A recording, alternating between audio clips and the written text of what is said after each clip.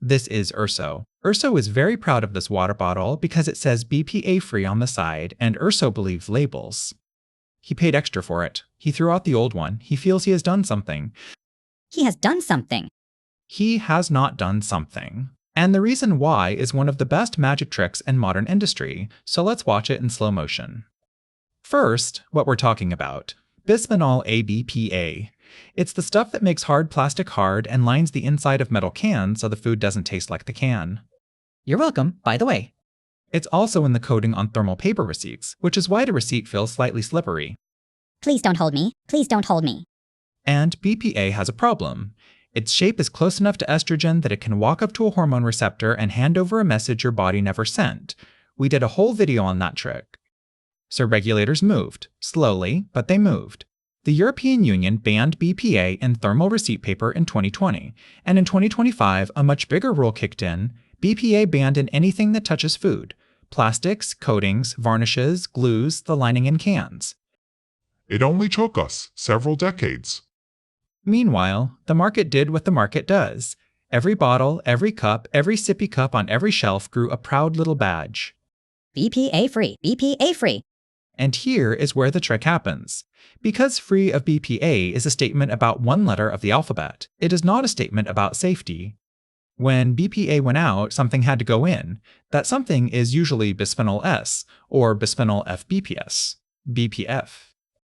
Totally unrelated guy. Never met him. Now, you might think a replacement is a new invention, a different molecule freshly designed to be safe. It is the same molecule wearing a hat. BPA's problem is a specific piece of its structure, two rings that let it impersonate estrogen. BPS and BPF kept both rings. They changed what's in the middle. He's my cousin. I'm not his cousin. He's absolutely my cousin. So researchers did the obvious thing and tested them side by side. 11 bisphenol replacements, same lab, same assays. The vast majority showed estrogenic and antiandrogenic activity comparable to BPA. Several were stronger than the thing they replaced. Still technically BPA free. And BPS has a bonus feature. It sticks around in the body longer than BPA does at higher concentrations, so the replacement is arguably a worse guest than the original. This has a name, by the way. Scientists call it regrettable substitution. When you ban a chemical, an industry swaps in a structurally similar one that hasn't been studied yet, and it turns out to do the same thing. Excuse me, could I see some identification? I'll get that to you in 15 years. And if you think that was a one-off accident, let me tell you about the frying pan. Oh good, my turn. For decades, making non-stick coating involved a chemical called PFOA. It built up in people. It didn't break down. Under enormous pressure, DuPont phased it out. They replaced it with a compound sold under the name GenX, marketed as the sustainable alternative. That's me. I'm the new guy. The Environmental Protection Agency later assessed GenX and concluded it is more toxic than the PFOA it replaced. The safe daily dose they set for GenX is about 7 times stricter. That's me too. Same organs: liver, kidney, immune system, developing fetus, different letters. So it isn't one bad apple, it's the shape of the whole orchard. Ban a molecule, get a cousin, and the clock on investigating the cousin starts at 0. Now the honest part, because this is where a lesser video would tell you your kitchen is poison. How dangerous is BPA at the doses people actually get? The regulators genuinely do not agree, and they're not being coy about it.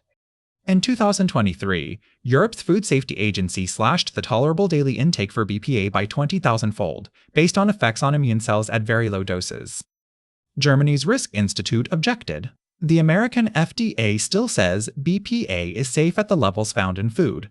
Then, over 40 scientists signed a letter backing the European decision. We're all reading the same studies, we just disagree about them. That is not a cover-up. That's what a live scientific argument looks like from the outside, and anyone who tells you it's settled in either direction is selling you a conclusion. But notice something. You do not need to win that argument to see the problem. Whatever the right limit for BPA is, we replaced it with something nobody had measured. That part isn't controversial. That part is just the rules. So why does this keep working? Because of a mismatch in speed. Changing a production line takes a chemical company months. Building the evidence to restrict a chemical takes regulators years, sometimes decades, and it has to be done one substance at a time. I am going as fast as I am legally able to go. So a company can retire a molecule the moment it becomes a liability, drop in the cousin, and buy itself another 15 years of studies. It's not a conspiracy, it's just physics applied to paperwork.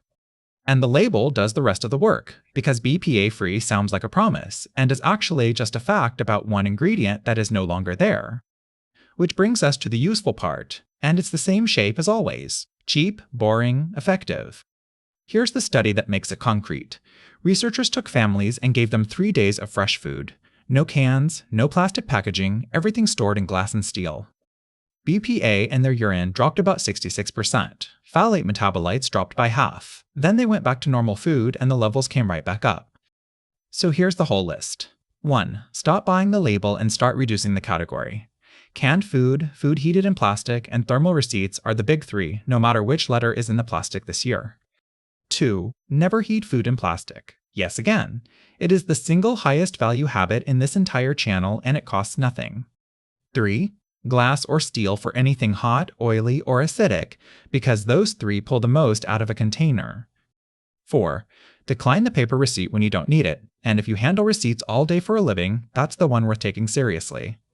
No hard feelings. Notice what's not on this list. No detox, no supplement, no $40 bottle with a badge on it. The badge is the thing that got us here. And now, the honest ending. I can't tell you BPS will hurt you because nobody has done the work. That's precisely the complaint. It arrived on the shelf without having to prove it was different, and the proving comes later if it comes at all. But here's the part that actually gives me hope, and it's new. That European ban I mentioned doesn't just name BPA, it covers BPA and other bisphenols. The whole family, not the one relative who got caught. I learn, slowly, but I learn. That's the fix that matters, because it's the only one that closes the loophole instead of chasing it. Regulate the shape, not the name. And for you, today, the same logic works at home. You can't track which letter is in your bottle this year. You can absolutely eat food that never met a lining. Urso paid extra for a badge. The badge was telling the truth. It just wasn't answering the question he thought he was asking.